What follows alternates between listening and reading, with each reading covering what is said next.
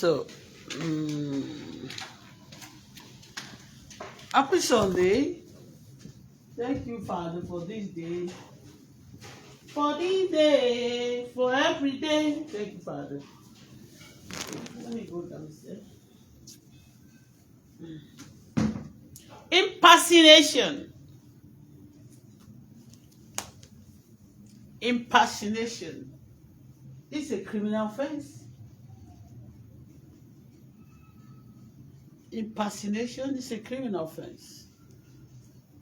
Impersonation.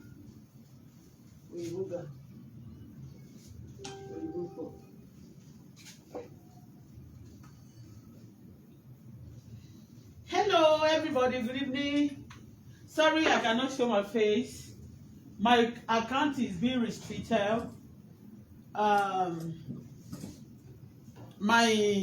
You know the way they normally treat me, as if threatening because they always feel ball miss.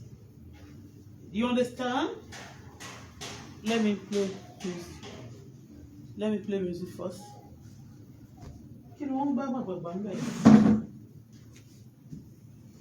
What is that?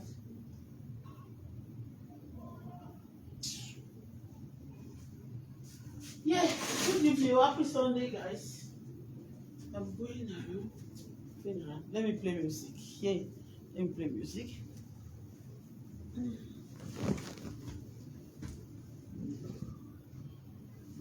Sweetheart, my Sarah, ṣe yí fún mi. Olúwa ràn mí lọ́wọ́. Ta ló gbà nǹkan kí ló ń ṣẹlẹ̀? Olúwa ṣe yí fún mi. Ayọ̀ mi ti dé. I want to play music.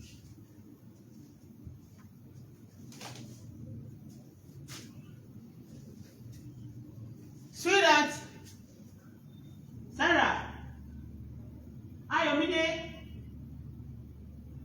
Toluwa ni mi. Imagine that kitchen ló wà for play music. Ṣé bí báyìí jìnnà ni? Hold on, please. I'm coming. We pray, we talk. We want to talk about impersonation and those people setting people up. They should be jailed. What about yes.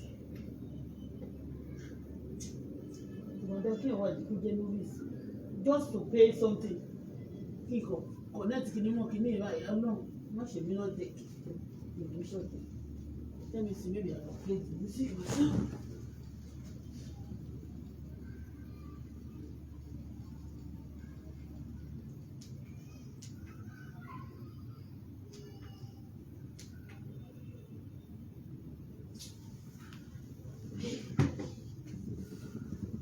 Play music. Happy Sunday, please share.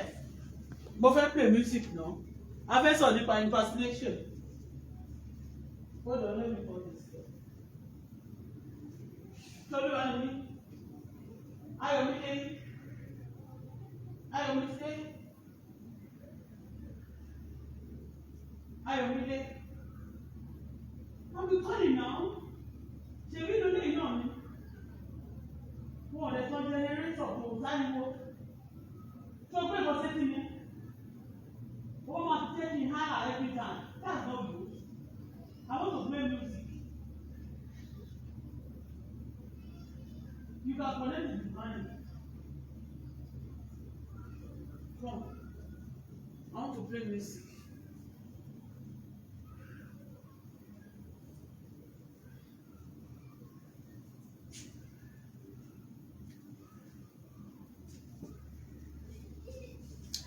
Sorry. Good evening, everybody. Hey, Joe. Hey, Baba, share. We want to talk about impersonation. A lot of people are suffering from that. A lot of people have been in trouble. For the people who actually, the meaning of impersonation.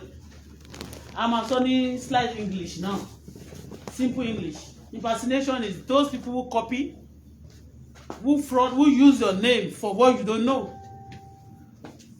Ṣebí mo correct na impersonation ṣe báwọn tó máa ń copy nǹkan èèyàn tó máa ń trying to be somebody else. Yeah, trying to be somebody else. Yeah. So what charge me? Yeah. Bluetooth mode. Connected.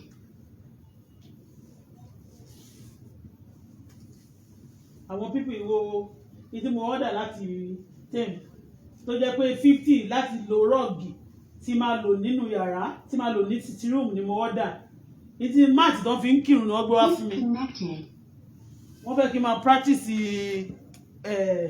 kí n máa kírun. Mat tó fi ń kírun náà gbé wá fún mi. All these people wọn ò ní bà tèèyàn jẹ́. That's why I don't want this day. I don't buy tó tẹ̀ ra nǹkan online gan. Wọ́n máa rò pé cheap irọ́ ni more expensive. Connected. Nigeria kò lè ṣe dá padà bó jẹ́ Canada and see you when you order something you be able to return it. Owó tó máa fi return ẹ̀ Nigeria gan pàápàá ìwọ gan máa mú. Nígbà kí ló bí lẹ́tà. Kí ni kò bá mi àní láti ṣùgbọ́n yà ní kò fi sí.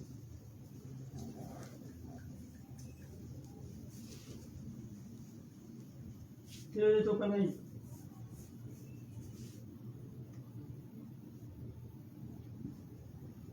Ó máa fi bàtà tẹ orí kìíní ìsìn, wọ́n máa fi system, ó máa fi bàtà tẹ ẹ̀sìn.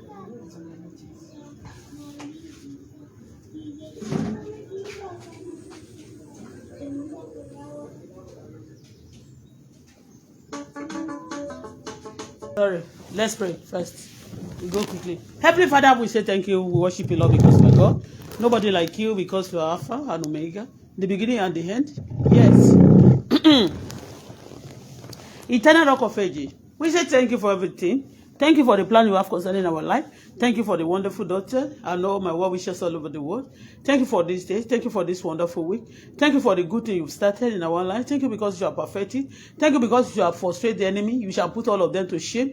Those who want us to be put to shame have been put to shame. Hallelujah be unto your name in Jesus' name. Thank you for that because you answer prayer. I open this platform in the name of the Father, the Son, and the Holy Spirit. Father, please speak to my mouth and read my tongue. Thank you for that because once again, you answer prayer. In Jesus' name I pray. All our enemies, whatever they plan against us, let it be their portion. Whatever enemy plan against us, Father, let the dead enemy carry that evil with their head. All the shame they want for us shall be their portion. Me, I will not be put to shame. My children, my daughter especially will not be put to shame. Gbogbo àwọn ọmọ tó ń pè mí ní ọmọ tó sì jẹ́ ọmọ gidi. Káàkiri àgbáyé, fún mi tó máa ń pè mí, they call me mommy. Those responsible children. Lord, I pray, Lord, that you shall protect them for me too and guide them. In the mighty name of Jesus, all those people who call me mother, they will be serious. They will not be criminal in our society. They will be good ambassador in Jesus' name. Understanding, favor will be their lot and my portion as well. Mi ò ní kú báyìí o, ibi ò sì ní bá mi, orí mi ò ní gbàbọ̀dẹ̀. Àwọn ọmọ mi wọ̀nyí àtọmọ tó jáde láti inú mi ní mo sáré wọn. Long life and prosperity shall be your lot. In Jesus' name we pray. Amen. Daddy, speak through my mouth. I want to speak. Father, speak through my mouth. Let people coming under my platform understand it. Today is Sunday. Another week. Daddy, the goodness of this week, let it be our portion. Let us succeed. Prosper. Favor. In Jesus' name. For those who are celebrating their birthday, Father, please, that our well-wishers, Father, Lord, protect them. Next year, we shall both celebrate together in Jesus' name. We shall witness more years, bó ṣe jẹ́ nìyẹn kò ní ìpadà in Jesus name we pray. Àwọn ọkọ mi Ọlọ́run mi dáàbò bò àwọn olólùfẹ́ mi dáàbò bò wọn o àwọn ọ̀tá mi Olúwa mi nà wọ́n lẹ́gbàá lọ́tún àti lósì bó ṣe rí nìyẹn kò ní ìpadà. You are welcome to this platform. At this junction, please, I saw something and let me play it before I continue. And I'm going to give you a sample of people who personate. If your name are being impersonated, okay, you have to take it serious. It's not a joke, okay? So be careful. And I'm supposed to call Nigeria government for this, so that anybody using people's name, trying to copy people, you want to be, impersonation is a criminal offense. Because a lot of names, a lot of people, they use your ID, what you don't know about, you'll be using your things. Okay, that's why I used to shout then. Okay, somebody like this, they got all my details, they got my data, my daughter, this and that. I'm not involved in any clinical. Hey, I call them. Even the time one scam one mommy, nígbà yẹn tó jẹ́ pé my neighbor in Canada ní Quebec, They scam my daughter. The woman have been telling me to invest your money in one thing or the other. I say, me, I'm not investing in anything that I don't know. Okay?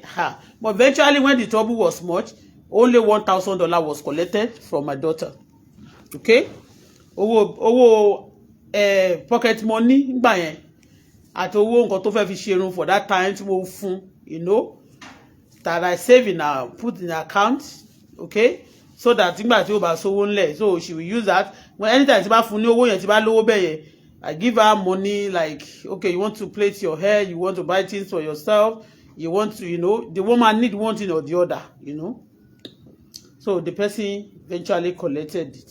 So, but today, reason why I'm playing this, I want to talk about this. But it's going to save some people. Before I traveled to Canada, there was a big man I know. Yes, the big man I came across that man. He patronized me by buying a car from me. But the man went to jail. He actually go to that jail because some people personate his name. They use his name. You understand? So this person is a big person. He has a license for import and export, And some people who have worked with him, who actually know him very well, they use his name, importing some, what they call exhibits. They import some exhibits with his name to this country. And the person come, you understand me? According to this history, they use his name to import some weapon to this country. And the man was being arrested. He went to jail. How come case but we call Nigeria? But that what happened. And it's not only that person alone, another person like that and like that. You understand me? With my experience, with what I've seen in this life, I used to be security conscious, and I talk about that's why I also like to expose and talk about crime. Be security conscious. Don't take things for granted. A lot of people will tell you talk too much. When you need to talk. When people can still listen to you. Because by the time your name is being used unlawfully, and you don't know anything about it, before you explain, you will suffer for it. Before God will save you. So be careful. And anytime nobody is on nípa àwọn eléyìí náà, they are fraudsters, they are chronic fraudsters. In fact, impersonation they are also terrorists. Let me just tell you the truth. Let me tell you the truth. I'm telling you. A lot of people, original criminal, they use people's name. Because they don't want to be discovered. Before they can be arrested, first they will get their ID. ID target. And if your ID being used, you are in sue. Those ID, I'm telling you, they will be going after that ID, the owner of the ID, before to realize that actually this person is not even the owner of it. Hello? Hello? Hello? Yes, darling. Hello, ma. Mo. I'm listening to you. Speaker. Hello? Hold on, somebody call me. God bless Nigeria. To copy this tune, press. Hello, mommy. Yes, mo here. No, No, show need ni.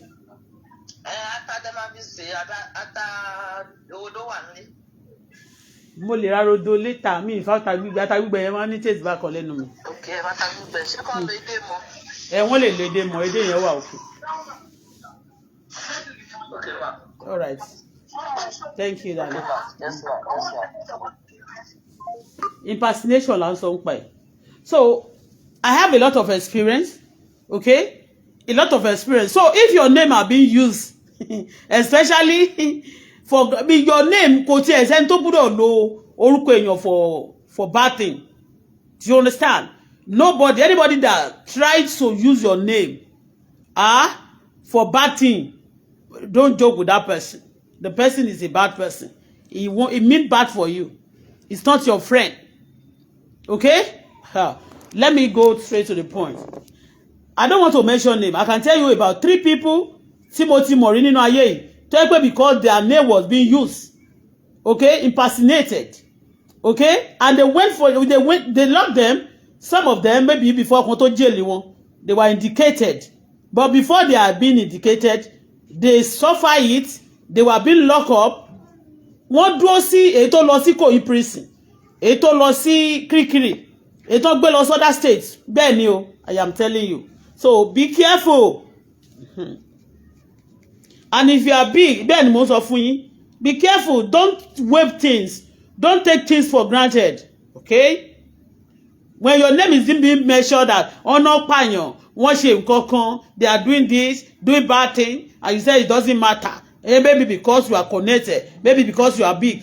Let me tell you, a time is coming that the country that big men cannot be touched, that small women, big women cannot be touched. Tomorrow, the table can turn. Yeah, the table can turn like sanction kilo yen wa de. Okay, anybody can be touched. If you commit any crime, if anything happen on your name, can be also brought to book.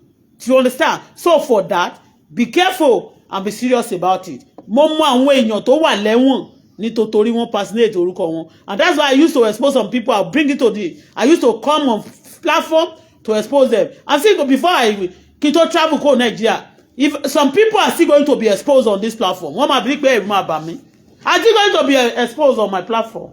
I'm waiting for the right time. So let me play this.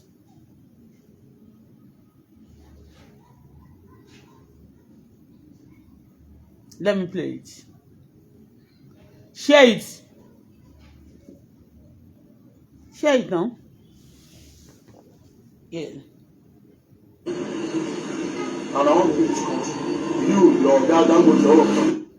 You see, I saw this very dark boy. I'm very dark man. Evans, me, Moruko, me, Morrison, anyway. His time is coming, I will know your name, but now, what if you know? So, I saw this video flying around. You know, for days now, program to support we should need to pen them ben. So, but this particular one,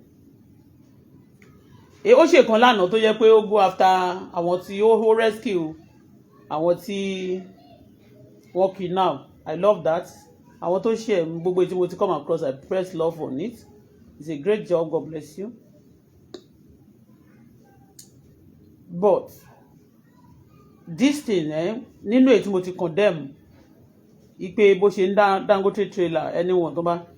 I share. Can you believe it that some of those trailers too, even using Dangote's name, Alhaji Aliko Dangote's name on their lorries, things, trailers like that, some of them are not under trailer Dangote. You understand? Eléyìí ló jẹ́ kí mò ń sìn. This one, actually, this video I'm going to play for you.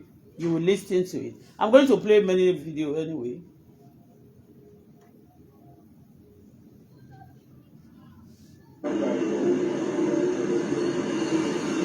And I want to keep this country. Your dad, I'm going to all of them. And I want to keep this country. Show this thing. And when safety and PIO, they're not stopping now. So 4 months ago, you get job. Why you think get the job with expired license? 4 months ago, you want that job. Because this thing expire. This is yes. This thing expire. Wait, this thing expire 2019. You said that 4 months ago, you don't start this work. What do you present? Give them for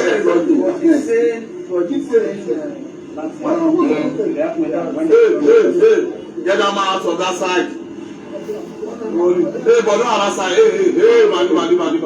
Hey, no other side. Leave. You don't. Hey, no balance. Stay small. Hey, calm down. On this video, there's a lot of noise here. Yes, see me.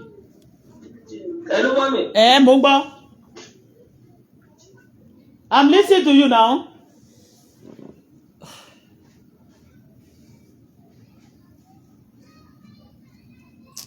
Ẹnu mi kàn tell me more. I don't know what to eat. But in the shape where I'm alone. I don't know what to eat. I want me to select oúnjẹ. I'm tired of some food. Don't say the one no waka, I'm a thing waka. Hello, mommy. Yes, darling. The bread is on slice though. Kò sí slice ni, slice man like. Let me check for that then. Yes, tèyí tó bá dẹ̀ jẹ́ tòní ni. I love sliced bread. Okay, mommy. Okay, darling. Yes, sir. Oh God, that's what people want to pay for now. So that video, I'm still going to post it on my platform. I'm going to post the video so you understand. So this person, you know, I think bó ṣe ń ṣiṣẹ́ yẹn lọ. So one of the Dangote trailers, tí wọ́n dá dúró yẹn náà, they got the travel license of that person, and the person eventually they said the trailer was being bought from Dangote long time ago, but the name of Alhaji Aliko Dangote is on it. So the person tó ra trailer are using it like that, no changing of name. Actually, on the paper, it's not longer a Dangote's trailer. It's not Dangote trailer. Somebody, another company, so that another company using Alhaji Aliko Dangote, yes, impersonation won't sọ bẹ́ẹ̀, won't pè bẹ́ẹ̀. Impersonation, yes. So they are using his name. Majority of some trailer too, they are not even his trailer. Those trailers have been sold out long time ago. Okay? And the one, àwọn tó sọ pé wọ́n rí pé the driver license, they don't have driver license. They are not his driver. Some of them are not also his driver. Some of them can be his driver. Are you getting me? So, it's not his driver. I mean, they are not his driver. Some of them. Are you getting me? I'm not saying pé àwọn mọ́tò wọn go l'accident o. But this one, I'll post it. You will see it yourself. Black boy, àbí very dark man. Very dark boy, man. So, is the one that also interrogating that driver, that have also issue with the driver, asking the name of the, I mean, the Dangote's name, Alhaji Aliko Dangote is written on the lorry, that is on the trailer, but the owner is not Dangote. Alhaji Aliko Dangote, they say accordingly, maybe part of the trailer they've used and they turn down, or turn away. People are using his name. Impersonation. My judgment is this. Me, I don't like anybody using anybody for bad thing. There are anybody tó bá ti ń copy orúkọ ẹ láti bàjẹ́, not for good. There was a time I always bring it out. Wọn ò fún mi lórúkà, wọn ò ṣe kíní kan fún mi. I call him my husband. I call him a gidana. I've not eaten 10 kobo from him. And I've not even seen him face to face. I'm telling you. And I cannot use anybody's name. I'm used to that. I used to tell people, when you are using people's name, you call them your father, you call them your brother, you call them your boss, you call them your darling, you call them whatever. It has to be for good, not for bad. Do you understand? Do you understand me? And the reason why, not even for him alone, I am afraid. Coming to Nigeria right now, I am afraid because I sense that some people collected my details. Yes, some people collected my details, but I don't want to give the final details now. I don't want to talk about it now. Okay? I want to get the case to police first, to the EFCC myself. Do you understand? Because some people are setting people up in Nigeria. You are not a criminal. They set you, the criminals are setting people up. They are turning the good people into bad to the society. And they are turning themselves that are very bad to good to people in our society. And that too is a terrorism. That too is a taboo. It's a crime. Big one. Impersonation, destroying other people's name. Story tó bá rí wọn ò ní treat ẹ. Now, wọ́n tún wá jọ wá lójú pé the citizen now sit on the case that are not real. They wave the one that are real. They sit on nonsense and won't face nonsense. The real thing story, they refuse to face the reality. And a lot of people are being trouble. They are in trouble. Yes. Let me tell you, when somebody get my details, get my data, then let me tell you what happened. Let me just brief you. When somebody asks me, I want to do business with you, okay, or you want to buy something, let me say it this way. I noticed this. Facebook did this for me. Also, when I was in America, they collected all your details. They have all your details, everything. It pay also that you can get your money, this and that. My Canada residence paper, they collect everything. They collected everything, and after that, they stop. Those talking. They stop it. They didn't give anything again. That Facebook. It's not about the money alone. It's about getting your identity.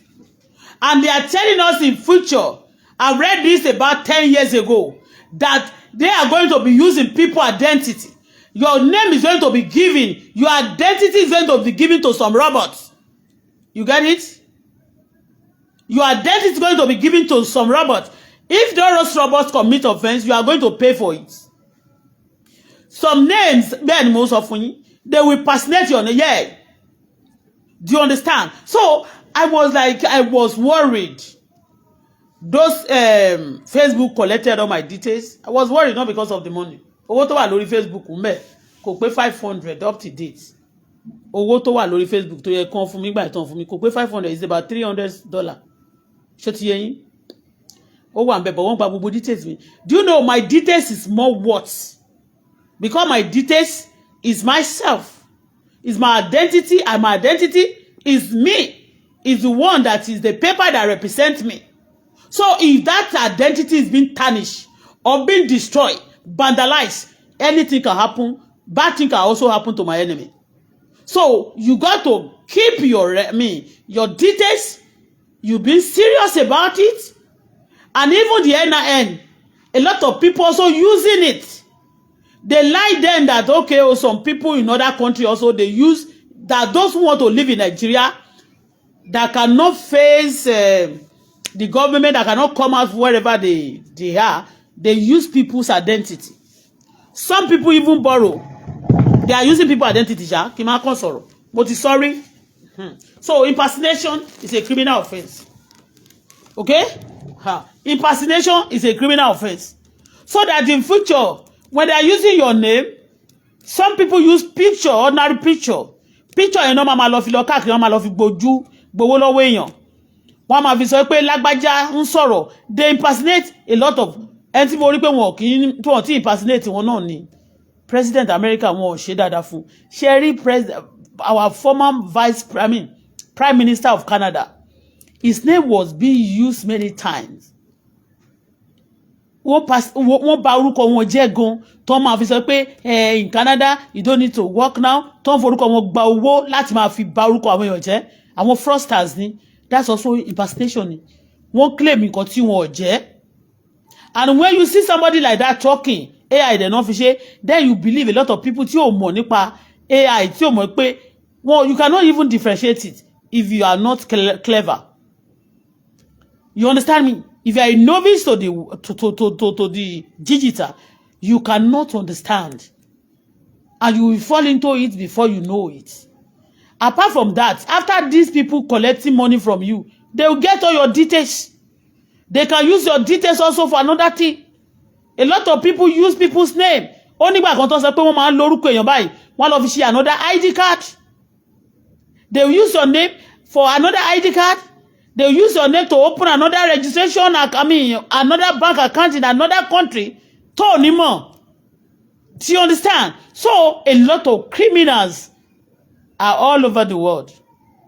So, and I have experience. Secondly, this lady tó wà ní Canada, tó jẹ́ neighbor mi nínú ilé yẹn, tó jẹ́ pé àwọn tó dẹ̀ cause ẹ̀ ní ton scam ẹ̀ ton fà sínú iṣẹ́ yẹn gbà yẹn they are also part of their Nigerians o bẹ́ẹ̀ ni Nigeria ló kọ́kọ́ fà sínú iṣẹ́ lọ́jọ́ tí mo ti wá gbé woman yẹn tó jẹ́ òyìnbó tí mo ti introduce ẹ̀ sórí platform tó wá polówó ohun tó ń tà ń gbà yẹn since then àwọn tó dẹ̀ ló ṣe kíní yẹn gbà yẹn sorry to say not that I always mention celebrity they mention our celebrity Nigeria celebrity ó show wọn nígbà yẹn nígbà tí máa Google tó send èmi rí àwọn kan tí mo rí but èmi tó wá wò gbàgbọ́ pé they can also use those name the face of those celebrity too but let me tell you the truth some of our celebrities who are involved they don't use their name and that's how some of them got their money too. Do you understand? So after that, when I busy complaining that please make sure you pay my daughter money, the money back because you busy telling me to invest in this thing, I say no. That day, in fact, this is what happened. The first time see Facebook, listen, this is how this fraudster work. The first time Facebook paid me, that is certain amount that is a little bit, just little. You understand me? They pay token. Me, I don't go to get big money like that. And when you talk about online, I fi yàn mí lójú but ó nígbà kan tó fún mi ní owó kan. I was owing a lot of people. I mean, like I need a lot of money to perfect my paper there. A lot of things need to be done with money. So, but luckily for me, I got that. One of my video was being pushed, and I got money. When I got that money, before the money arrived, listing good. The people who monitors me, who always monitor my money, stalk me, that always want anytime I have money, they must steal from it. They must collect it, everything if it's possible. They started, yes, that's why I know that people who know me very well in Nigeria are part of it. They are here. Want to be wedding? Want to be wedding, huh? I think so. Yes, tó bá fẹ́ wọlé kó jókòó sí kitchen kó má ìta tó bá fẹ́ wọlé àbí báwo ni mo ìta wò lọ ṣe mi tó bá fẹ́ wọlé náà but so mọ̀ pé Vicky máa bẹ́ wá bíbá yín sí ó máa interrupt me àfi tó bá jókòó tì Vicky kẹ̀ wá ní mo kí o wá ní mo kí sílé pé mo bọ̀ ṣùgbọ́n sọ pé mo kí dáadáa o mo bá mi ní mo kí gbogbo wọn ṣá pé wọ́n dó dé mi. I'm sorry. So, I noticed that since that my video was pushed, and those days, they still pay good money. If any of your video to buy worth 10,000, you can get $1,000. Do you understand? Then, So, when that my video was pushed, and a lot of eyes was on it, seriously, do you get it? And that's when that lady started calling me. And we are living together in the same building. In fact, it's my twins parking space me. She's the one parking beside me. You know the parking lot. Garage. She's my neighbor in my garage. She's above me. I live in 4th floor, I be 3rd floor. Me more floor mo live shani. I live in 3rd floor. In that Quebec, so I think she live in 6th floor, local lower. Do you understand? So she's my neighbor. We greet. Anytime she has something to sell, she will, introduce it to me. I patronize her. And that's why I know that people disturbing me, they are also part of it. Yes. Because the sign, when I travel anywhere, and some people, they cannot offer you any assistance. They don't want to render any help to you so far, even if they have the power and the capacity. They always send people to come and exploit you. Talon flag me, only Vicky. So they will always send people to come and exploit you, to come and get money from you. Instead of giving you, increasing your wealth, they will come around you no matter what to come and devour you. So I noticed this. So this lady started calling me that I should invest the money. I said, me, olówó tí mo fẹ́ invest, caregiver ni me. We don't get even our shift. Mami mo lè marry more than 18 hours in a week. At times, I will not go to work at all in a week. So, I don't have money to invest. But I realized it and I was telling my daughter that it's because of this one of my video. Látọdún tí mo ti ń try, tí mo ti ń gbìyànjú, mo ti ń share lórí media by. One of this my video that is now to skyrocket you. The money tí n bá make in bed, they systematically want to get it for me. Yes. And this lady was telling me, hey, invest. I said, I'm not investing. When the trouble was much, my daughter, owó tí mo fún daughter mi, ni mo sọ wípé, but tó kọ́kọ́ sọ fún mi gan, I was like, àbí kí invest ni màá kàn tẹ̀ máa rówó lé mi so easily tí bá ń ṣiṣẹ́ ọkàn mi ò ní kó sókè. Because accommodation in Canada is another thing. You understand me? It's the problem. If accommodation tó bá wà lower in Canada, kò sí wàhálà. I wonder. You want to show me something? No, the drive me what about. Did that mom is still coming actually? Okay. Okay, the mom is coming. Okay, mama. Okay, sure. Anyway, so these people, I was not telling my daughter that it's a plan work. Tí wọ́n bá ti ń ṣe gbogbo idán ẹlẹ́gbẹ́ mi, I know it. These people, the little things I just want to get to all this while I'm talking on media. They now send somebody to be telling me, invest. And exactly money is telling me, she's telling me then to invest. Exactly the money that I'm going to earn on that video. Do you understand? But later I refused. But the money I now gave to my daughter, I encouraged when she was busy disturbing my daughter. So I said, okay. My daughter asked me, let's try it. And I said to my daughter, give her part of your money. That money is for your housekeeping. For this time, you are going to go to salon, buy cream for yourself, take care of yourself. This is for you. And I told my daughter, the one for your irun, maybe you should use it. So just try it out. Don't give her all your $1,200 for mom enjoying. You know, don't give her everything. Do you know what? Systematically, this lady collected everything from my daughter that day. Because I was avoiding her, I don't want her to come into my premises.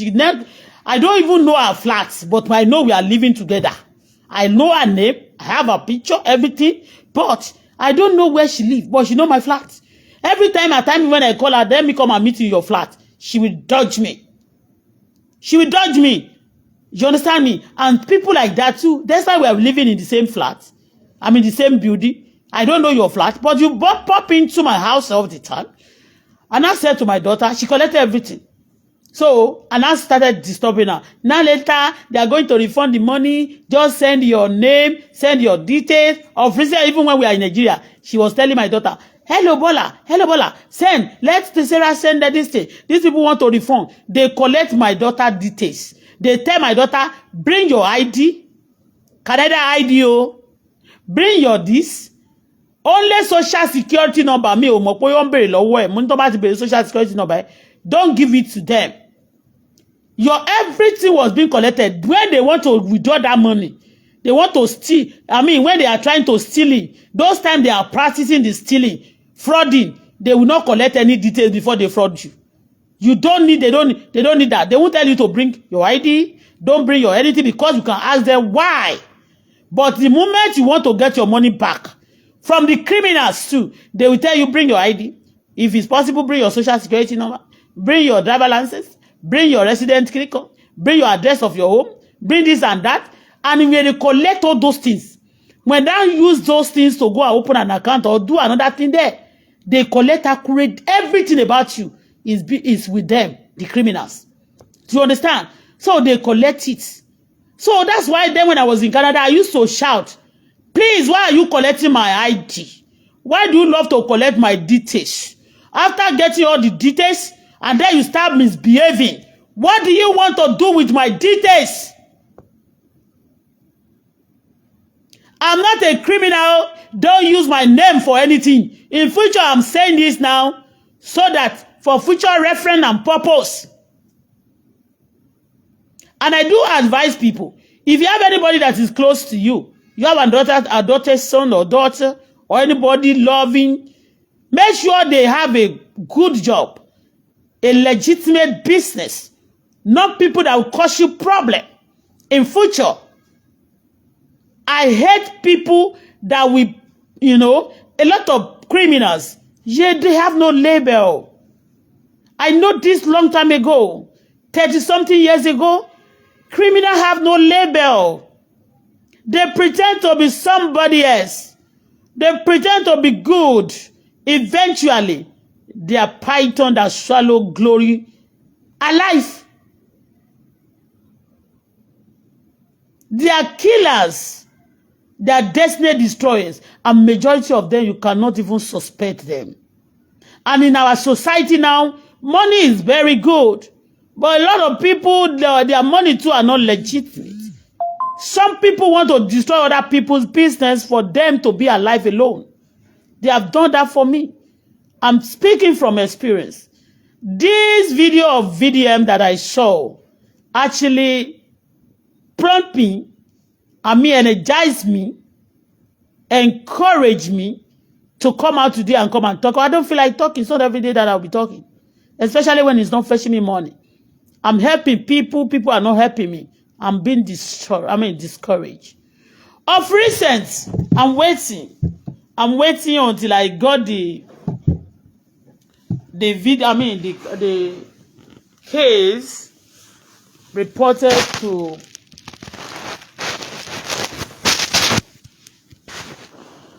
until I get the case and reported to EFCC and police. I'm not going to discuss it. If anybody gets my details, and after that, you mute. Because I remember, I want to say this. Titi Ebony then, Auntie. I don't know, she benefits a lot of people, but me, no. There was a time she was asking for my business. You know, I registered my business in Canada. I think if that auntie never comes, if I never come across that auntie, today I'll be more stabilized financially. My business also will not be also crumble also in Canada. I opened my account, and after that, she started asking me for all my details of that company. And she promised heaven and earth. And the same time, what happened then, when I came to Nigeria, some people also approached me. And they pretend to be good people. Do you understand? They pretend to be good people, but they are not. They will get all your details. Do you understand? They want to load something on your name. And after that, maybe before getting that, they will send some money telling you they want to do business with you. They want to actually elevate you. Along the line, they will break the covenant. They will stop communicating. They want your reaction. And when you say anything, they already plan for you to be either to be arrested, for your name to be blacklisted, or for you to be called names in Nigeria or anywhere. I noticed this. So impersonation is a criminal. It's a it's a criminal offense. And also, they are terrorists. Anybody, especially those people who are getting people's details. Like, I was now, another reason is, if I don't want people to be, let me put it this way. Anybody trying to set people up, that you are not that person committing crime, but just want to set the people up, you are a criminal too. You are a criminal. In fact, you are not a criminal, you are a terrorist. Okay? You are a terrorist. If somebody wants to get my details, if Nigeria or any country or any government want to actually go into, they want to investigate me. If Nigeria or anybody want to investigate me, I do tell, even when I came into Nigeria, I do tell, and I'm not joking then, Moshin somebody, okay, if this person, EFCC, if you want my account, you want my phone, come and just pay for it. Don't collect my phone for free. Pay for it. Give me money, I'll give it to you. So I'll go and buy another one. So whatever you want to study, study it. And one thing I noticed I love about Canada, They don't need to even get your phone before they boss you, before they know everything about you. I am telling you, if I'm a criminal, I am telling you authoritatively, it's not me that we're talking today. I hate crime with passion because I know what the criminals have done to me in society. All right? I'm being denied for many things. It's not because I'm a bad person. Because some people believe she talk too much. She do blah, blah, blah, blah, blah. And that my talk has exposed a lot of evil secrets. Do you understand? I never prayed to even expose any enemy or to expose any bad person. But when you sit on your own, you want to be on yourself, just on my lane, and some criminal want to pass their boundary, stepping into your toes, trying to bug into your house just to trouble you. And Bible says we trouble those who trouble me. So at times the God Almighty in me will trouble them. Is the one troubling them. Do you understand? Ọlọ́run tó wà nínú mi ló máa ń trouble wọn. And eventually wọ́n máa sọ pé she talk too much. She talk too much. Do you understand? Now mo sọ̀rọ̀. Ọ̀rọ̀ tí mo sọ nípa Alhaji lánàá tí mo sọ pé nobody have right to stop a businessman that have, because mi ò sọ pé kó máa pààyàn. I never support any killers. I say no to terrorism. I say no to killing. I say no to bad things in society. If your family, the loved one, the person you love most, you love, or you care for, or responsible somebody have been destroyed in your family, you understand what I mean? They've done that to me. My father died. I didn't know my father when I lack of father. I'm just a fatherless child when I was growing up, and my father is a very responsible and nice man. And such people should be, àwọn ló yẹ kó pẹ́ jù láyé, ṣé to understand? So another thing happened even before I realized that people are going to be terrorizing us, disturbing us. You understand? So another thing happened. The father of my baby also was killed. So anybody tó bá ń ṣe irú iṣẹ́ yẹn bí mo ṣe sọ́njọ́ pé ọmọ tó wà níwájú ilé mi yẹn tó gbà síbẹ̀ pé ọmọ yẹn ọkọ ẹ̀ márúwá lọkọ ẹ̀ ń wà. When you are used to these people, either you are bad or not, I don't like you. And again, Kuma, wọ́n wá bad, wọ́n tún wá planted because I know that they are planting people. You are not a criminal, but criminal because they believe that your words or your blogging has exposed a lot of evil things about them. They want to set you into cave. They want you to face trouble that you never caused. They want you to go to jail that you never warrant. That is it. They set you up, and there's nobody they cannot set. So I'm still coming for that. There's exactly what they did then to come and destabilize me in Canada. Some group of people came again when I arrived in Nigeria. They started calling me, and I was telling them, stop playing your nonsense game around me. You try it again. In fact, me ti debe. Ẹni tó ṣe fún wọn nígbà yẹn, tó bá wọn wá lawyer tó máa deal pẹ̀lú mi ní Quebec, ní Canada nígbà yẹn, it's also involved. So, stay clear, I'm not a fraudster. I got through many pains. I got through many things that I endure. The ordinary people will not endure. Even when things are good, I smile. When it's not good, I smile. I still put smile on people's face. Even when I borrow the money, I still use the part of the money to put smile on people's face. And nobody wants to come around me and come and donate. No, won't reject me. They are just sending them. It's a physical thing. It's a physical thing. People are behind the program. So some people will now be coming down. They are rejecting you. Hatred. It's not. People are behind it because your word, the word of my mouth, are formed and I expose some wicked souls. They cannot come out and tell me that, do you know what you have said? Expose us seriously, cause us problem. But instead of them to warn the people troubling me, the troubler of my Israel, the troubler of my glory, the troubler of my peace, instead of them to warn them, according to order, they refuse. Tí náà bá dẹ̀ tán lẹ́ẹ̀kan lórí ẹ̀jẹ̀ ò lè tán lẹ́ẹ̀kan. The people cannot continue disturbing me. You tell me not to talk. Even when I look at things, when things are not rosy, it's not good, I will continue talking. So, all the people all of you that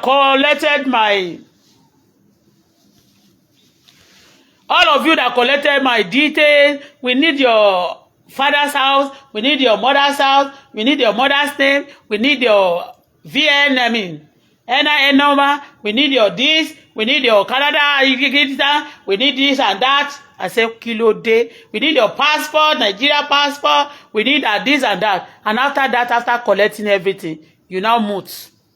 What do you use it for? And the money you now give, you say you want to do the business, after collecting my details, you now asking me to bring back the money. You are crazy.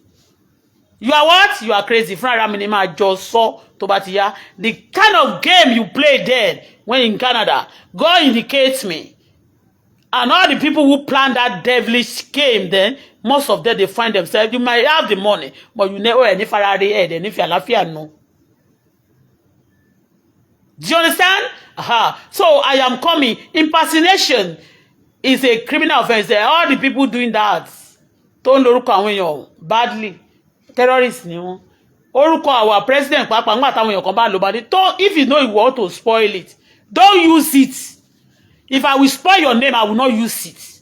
I will not be your friend and at the same time be your enemy. If I don't want to be your friend, it's going to be written. Unwritten, I am not going to be. But if I'm for you, I cannot be against you. Because I allow only God in my life. God knows how to play a game, but I don't play hanky-panky. I don't play a game that will destroy other people's life. So people who collected details of people, I'm still going to expose them. So, can anybody ma believe pé òun gbọ́ ju Ọlọ́run lọ? The same kind of game tí Aunty Titi wá play ngba ẹ lọ. Bí mo ṣe ti dé Nigeria, those people start quickly run around me. One may love me. Do you know one person in Ondo State? I don't know anybody. I don't pretend. People that I know, I don't go around people who are fraudsters. Everything I do is legitimate. And anybody planning evil against people, setting people up too, is a criminal. And you can't talk about him plan against èèyàn. Tó jẹ́ pé crime tẹ́niyàn ò ṣe. You just want to set this person up because he's trying to expose your evil deed. You are a criminal. Tough one. The person should be charged as a terrorist too. Then, impersonation. You know, I go deeper into this case. I have no meeting daruko, but I go deeper into the case. I am telling you, whatever you plan for me, that's how much you are planning evil against me. And you want me to be praying for you. When I pray for you and you are evil to me, the Lord will turn that prayer to curse upon you. When I show you love and you show me hatred, the Lord will ruin your life. And if God fights you, destroy you, nobody can save you from it. And God has no respect of anybody. So impersonation, a lot of trailers are being used. Now, that Dangote name is there, and it's not belongs to Dangote. Just imagine.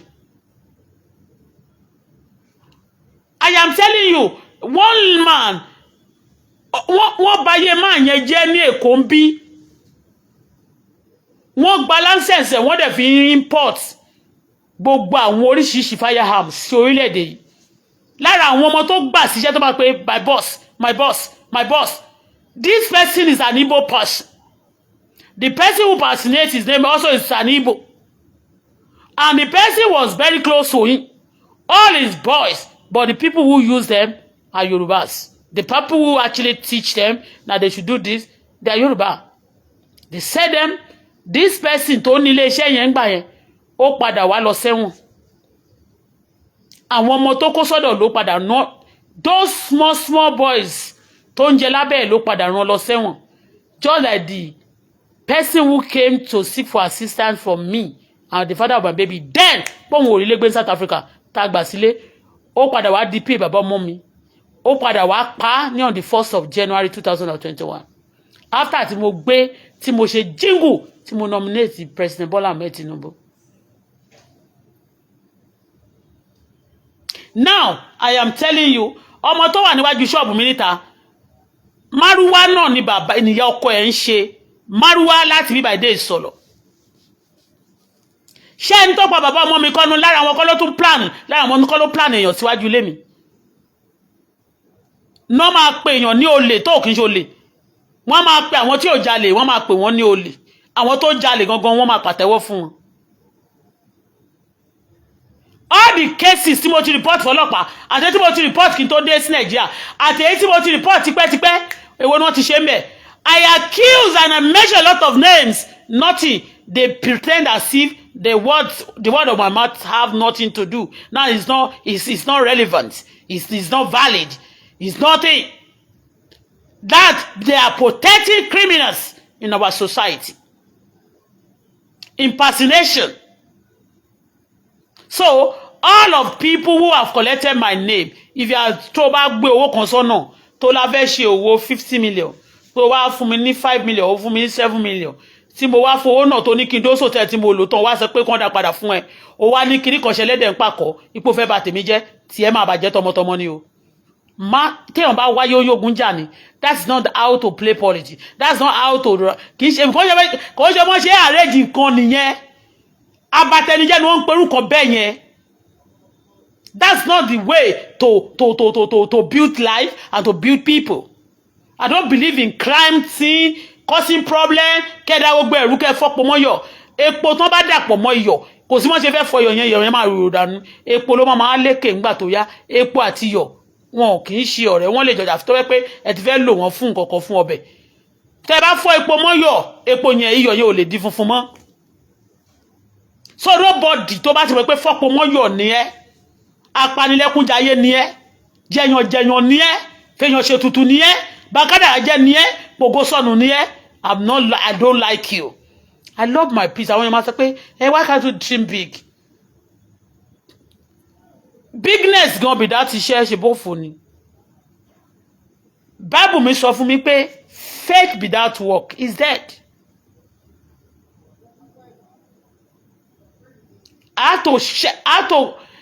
Inti bá ní àti inti bá capacity mi ni máa wò tọ́lọ̀ ń bá wá skyrocket glory mi fún mi tó bá mi double gbogbo tí bá béèrè fún is another grace but o gbúdọ̀ fi ẹ́ kó lo wúwo o dẹ̀ gbúdọ̀ máa ṣe nǹkan tó bá tó.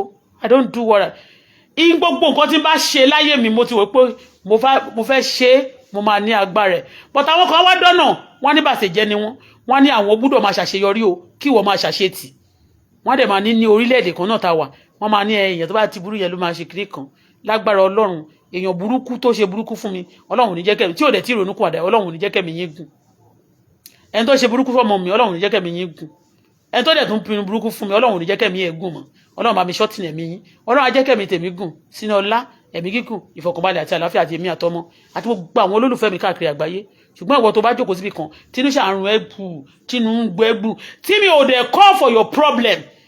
All these people who troubled me, there's nobody tí mo lọ kọ lẹ́tà sí jẹ́jẹ́ mi ni máa jókòó tẹ́ máa kọ lẹ́tà sí mi pé come and do this. I mean láti wá bá mi tẹ́ bá lọ wá ìjà tẹ́ bá fi ọwọ́ kékeré tẹ́ fi gba ńlá táyé yín bàjẹ́ tẹ́ máa sọ pé kíní kan ṣẹlẹ̀ dẹ̀ ń pàkó. Please impersonation should be it's a criminal mo mọ̀ pé it's a very heavy crime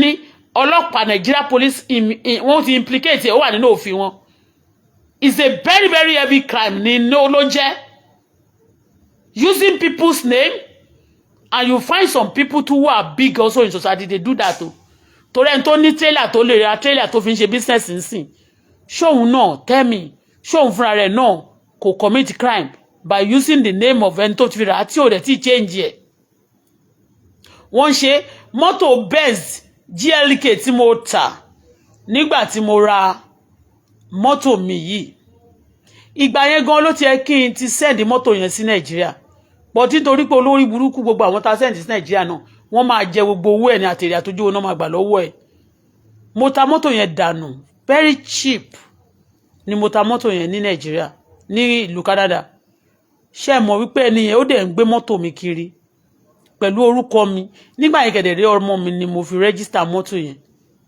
ó dẹ̀ ń gbé orúkọ ọmọ mi kiri láti lè jẹ́ kọ́mọ mi kán lè máa kọ gbèsè sórúkọ ọmọ mi so that wọ́n lè cancel driver license ọmọ mi ọmọ eléyìí náà tó wà yẹn ọmọ India ni ó san owó fún mi o ìgbà tí wọ́n wá mú ìwé wá fún mi níbi tí mò ń gbé pé wọ́n máa ń lo plate number mi tèmi dẹ̀ rò pé ó yẹ kí lẹ́sẹ̀kẹsẹ̀ tán ti ra mọ́tò tó bá jẹ́ pọ́n ti ra ló yẹ kó yọ plate number kúrò tó bá lọ fi orúkọ ọmọ mi commit any offence or crime ọmọ mi náà máa wá káàkiri ọ̀dọ̀ wọn máa mọ̀ pé ọmọ mi kọ́ ló wà wọ́n dẹ̀ máa mọ̀ pé àti gbé mọ́tò yẹn fún wọn àti tà Canada wọn ní mú ẹ fún wọn àkọ́kọ́ interrogate ẹ but wọ́n máa get immediately wọn kò ní pẹ́ táwọn máa fi get ẹ bí ti Nàìjíríà tó jẹ́ pé ó lè pẹ́ kán tó sọ pé wọ́n get ẹjọ́ yẹn do you understand me especially tẹ́ni ẹ bá ti lè lọ lówó tó fún wọn báyìí tó lọ fọ́lọ́pàá tó wà ní ṣáàjì báyìí tí ẹ bá ta ní wọ́n máa tọ̀nù accuse sí complainer ní wọ́n máa tọ̀nù complainer sí accuse ní wọ́n máa change lágbára máa pààrọ̀ ara wọn báyìí ló bá tán so impersonation ẹ jẹ́ ká play ní yẹn mo fẹ́ ṣe ọbẹ̀ my tongue mo fẹ́ ṣe ọbẹ̀ mo fẹ́ play ẹ̀ fún kẹrin you got to be careful. Around this country, your dad go to all of them. Around this country, show this thing. Around safety and BIO, they're not stop now. So 4 months ago, you get job. Why did you get the job with expired license? 4 months ago, you want that job. Because this thing expire. This is yes. This thing expire. Wait, this thing expire 2019. You said that 4 months ago you don't start this work. What you present give them for everybody? Hey,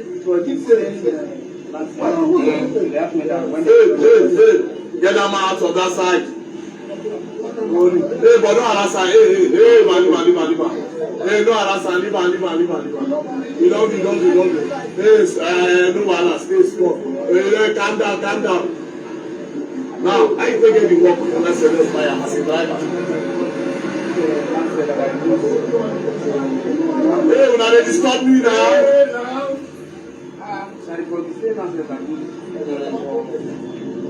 When they born you. Which year? Talk loud. You don't know when they born you. You don't know the year when they born you. Which year you go primary school?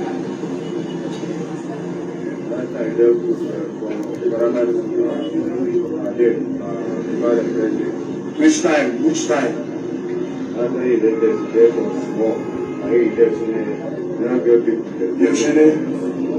Yoshine Nadin Kakayu Dawsa. Tokuma won the license out of 1999. I just saw 1999. 1999 I think. Keka Green.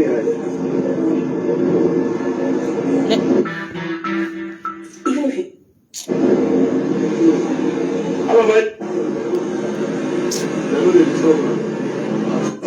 When they give you this license,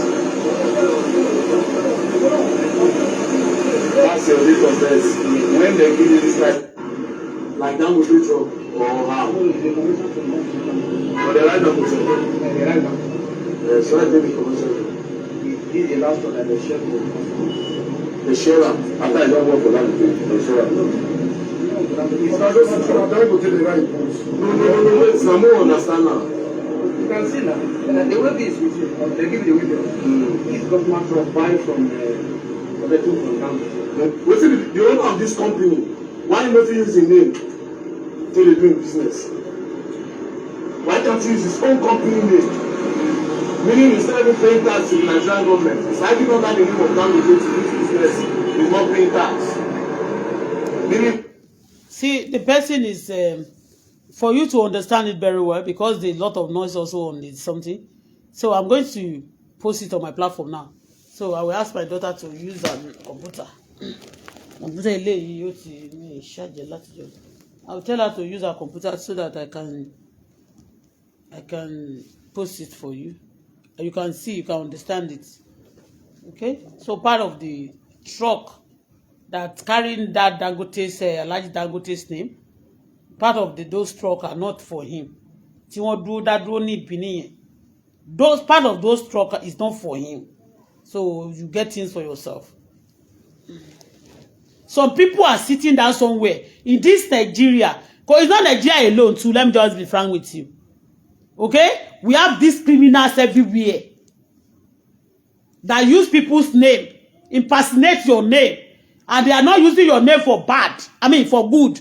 It's for bad to destroy, to wound you. Some people collected my details. I was asking them, why are you collecting my details? I'm not a criminal. Well, they will now say, okay, how can you get the details from this lady? It's just to give her some token and tell her, promise her what she's not going to read. Get to the road and then disappoint her. Do you understand? They want to personate your name. They want to destroy it. I'm going for now. Have a wonderful Sunday. Mo ní a lot of ọ̀rọ̀ tí má lè padà wá.